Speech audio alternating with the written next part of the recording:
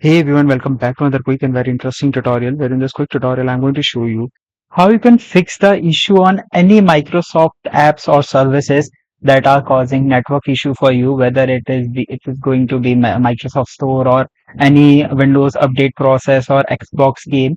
If you're facing connection error in any of them now, in order to fix that, all you need to do is to just simply in the search bar of Windows, just simply click on Start menu, then search for Internet options and hit OK. Now here in this internet options section, you simply need to go to the section that says advanced. Now here in the advanced, you need to scroll down until you see this options of security.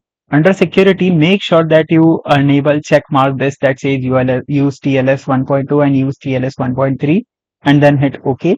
And apart from that, all you need to do is to just simply run the command prompt as administrator and run this command that I'm going to show you, that is ipconfig // plus DNS.